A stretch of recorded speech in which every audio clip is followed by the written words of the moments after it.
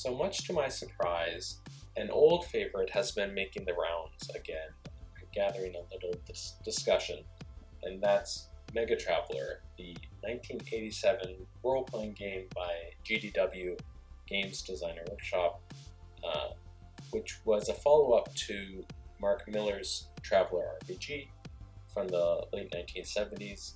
Despite this game being over 30 years old at this point, there have been recent videos on YouTube reviving discussion of it, which is great to see. Just 6 months ago, there was Willy Muffin put out a review of Megatraveller, and this was followed by Freddie over at RPGGamer, and also Anthony at Page 121 most recently put out some videos on it. And this is fantastic to see. I'm a huge fan of Megatraveller. It is my preferred version of Traveller, and it is, in my opinion, probably one of the greatest designed role-playing games from a mechanics standpoint in any genre. And I'd be happy to talk about that more in a further video. But given that there's been sort of good coverage of Megatraveller in these recent videos, I wanted to talk about games that are kind of connected to Megatraveller, and specifically the early 1990s computer games. The first was came out in 1990 from Paragon Software, was Megatraveller 1, the Zhodani Conspiracy. Anthony, in his video just a few days ago, actually talks about this game in pretty good detail. And there's also a excellent playthrough from about a year ago by Gaming J. I'll put links up to that as well. So the sequel to that game, Megatraveller 2, which came out I think a year later, I couldn't find quite as much information on YouTube about that, and I thought maybe I can make a contribution here. Megatraveller 2, which was named the Quest for the Ancients, was in many ways an attempt to expand on the first game and also provide some quality of life improvements. If you've played the first game, it's very similar to that, but just to give you a sense to touch on how much of an expanded game it is, the original game covered four systems over here, one slightly off the map, lousy I think, and then that was kind of the first half of the game, and then the second half of the game was these 4 systems up here. So in total it was just 8 systems. Well, this entire thing is basically all of the worlds, all of the systems that are covered in Megatraveller 2. It's over 100 worlds, probably twice that in terms of how many cities you can visit, a much longer storyline, and many more side quests. So it's greatly expanded to cover basically this corner of the Spinward Marches, these 4 subsectors. And you can see here Regina, Aramis, Rylanor, and Lanth down here. So there's a great deal that it expands on, and it also introduces a number of features that overcome some of the cumbersome nature of the first game. First game's great, I'm not bashing it. It's absolutely worth playing. There are certain aspects of Megatraveller 2 that just made life a breeze. So for the rest of this video, I thought it would be helpful to just go through character generation a little bit, and then in a future video I'll actually get to grips with gameplay and things that are important to know about how to explore the world and complete the missions that are part of the main quest and the side quests. The character creation, you can create a party of up to 5 characters between 2 different races, humans or Vargur being some sort of like lupine alien, dog-like alien. So you can have your space doggos if you wanted to. There are also some default characters. These first 5 are default characters. You can take a peek at them and get a sense of what kind of characters the designers imagined you can finish the game with. One of the funny things about Megatraveller is that the pen and paper game is very much a skill-driven game. You can see a list of skills here: brawling, bribery, computer, etc.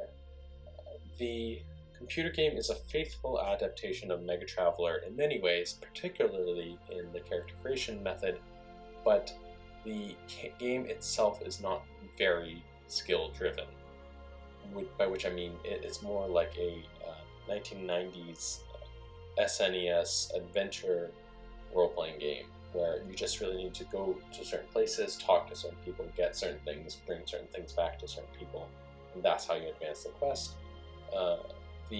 There are skill uses in the game, but the vast majority of skills that you can get in this game actually have no function, which can be confusing to a new player. Thankfully, the manual is pretty straightforward about this, admits that, look, here are the skills that will actually be used in the game, here are all the skills that will not. There's if you wanted to just create a completely random character, and you can play around with these options, and it can be just like the pen and paper game where you make no real choices. You can still finish the game that way. It may be a little bit more difficult.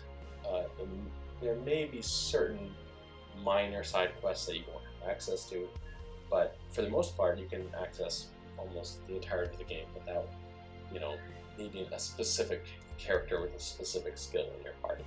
So, if that's the route you want to take, if you don't want a little more challenge, go ahead and make characters however you please, or use the default characters. They're pretty good.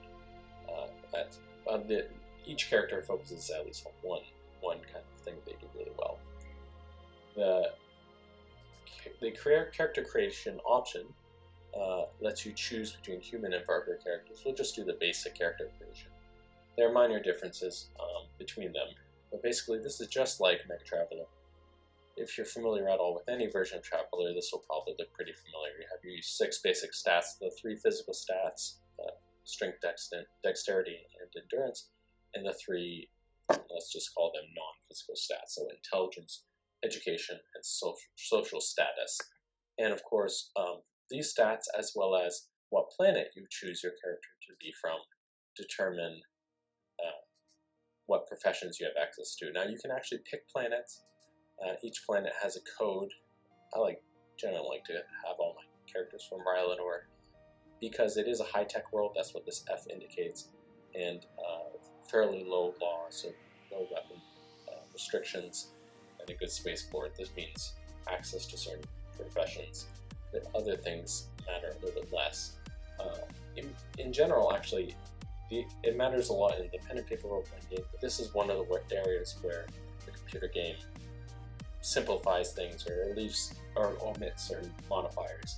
So you can have any sort of weapon from any sort of starting homeworld, regardless of the law level, is what I've noticed. One of the basic professions that you probably won't see on this list is Barbarian. To get that, you really have to create a new world, so detailed world, and you have to create a world with, it doesn't matter, the starport doesn't matter, but a very low tech level, either 1 or 2, or sorry, 0 or 1 actually, doesn't need a name, will give you Barbarian. Anything above 1, you won't be able to choose Barbarian. Not that you would necessarily want to choose a Barbarian, but it also tells you if your role is kind of median, average.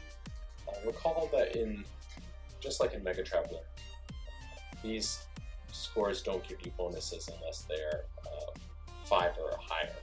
So for every full 5 points in an ability score, you'll get another modifier. So this will be worth +1, this will be worth +2, because it's 10 or higher. This will be worth +0, no modifier.